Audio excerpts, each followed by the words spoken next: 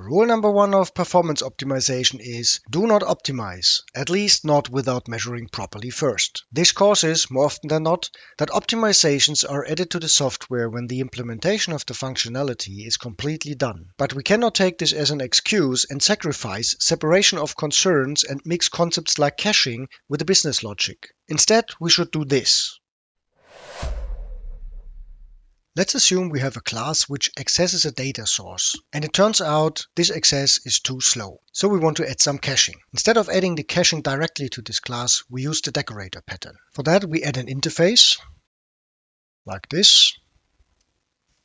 We call it iRepository. It, of course, has the same APIs. And the class will implement the interface. Now we will add another class, which we will call repository cache decorator. And this class will implement the interface as well. So it will have the same API. Additionally, it will get the real implementation of the iRepository injected and remember it as a field.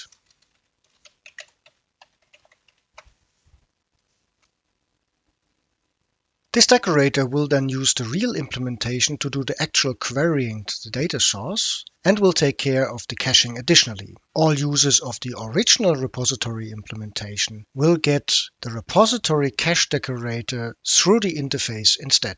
If we need multiple decorator implementations later on, for example for auditing or for authorization, we could add a base class for all the decorators. Now that we have made up our mind about the design, let's get into the code.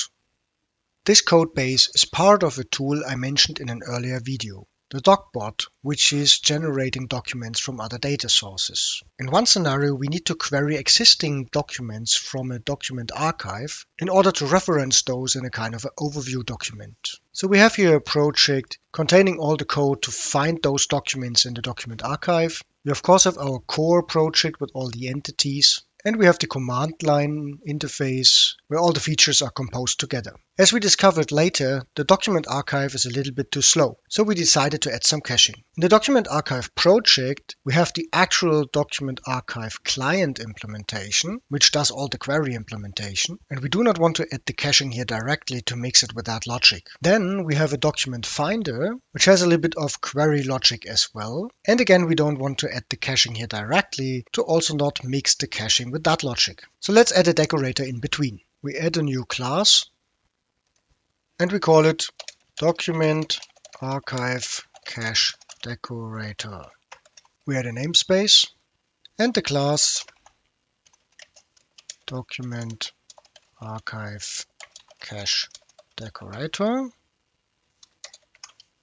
And as we already have an interface, this iDocument archive client, which is used by the actual client implementation, we can use this right away. So let's implement the interface and we convert this into a decorator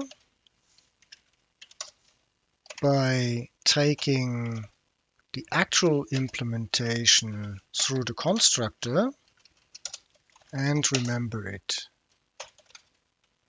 internally.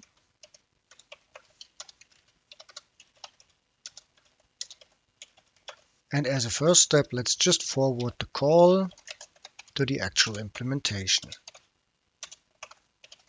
For the most simplest implementation of caching, we now add a dictionary, which has the document ID as key and a list of documents as value.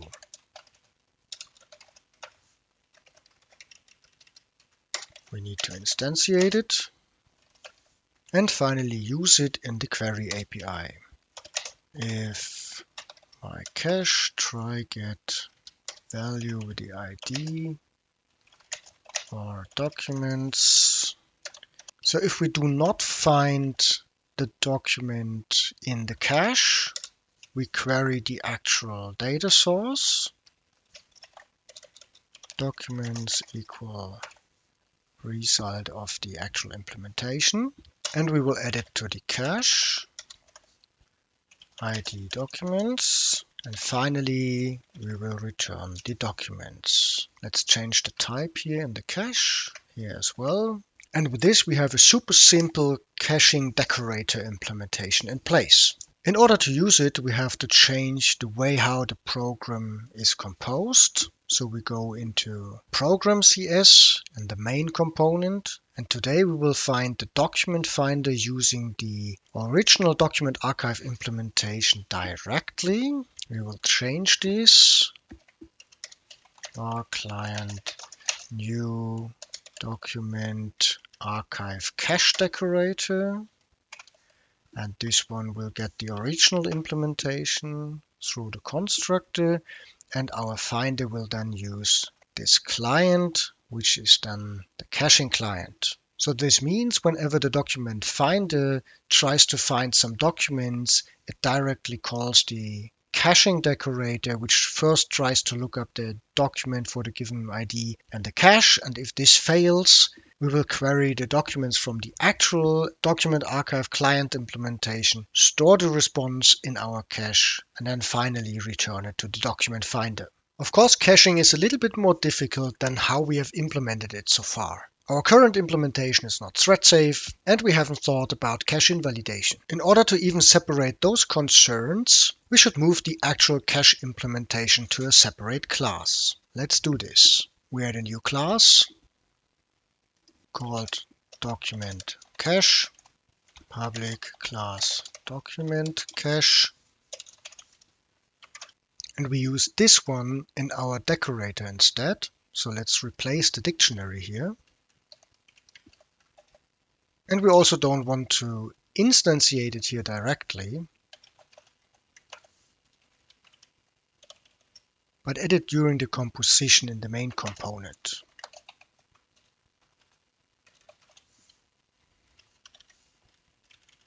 Let's reuse the same APIs here, and also this one. Let's look at the APIs which got generated. Okay, we have to fix the type. I read only collection of documents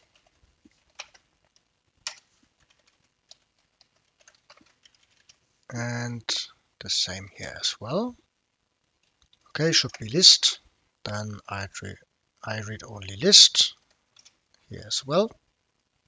Okay, so this works for the decorator, and we need to change the composition, of course. So we create the cache here, var cache new document cache, and we need to pass cache now to the document archive cache decorator. Now let's implement the cache, and this time we use a little bit more intelligent implementation. So we use private memory cache from using Microsoft extensions, caching memory, my cache, new memory cache. We need to pass memory cache options. We choose default for now.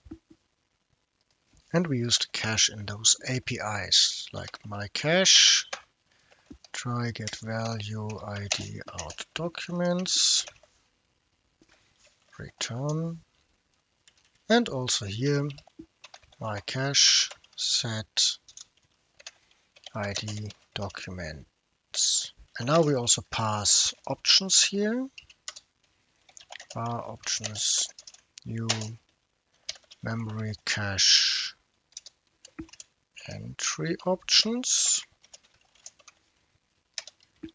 And on these options we can set an expiration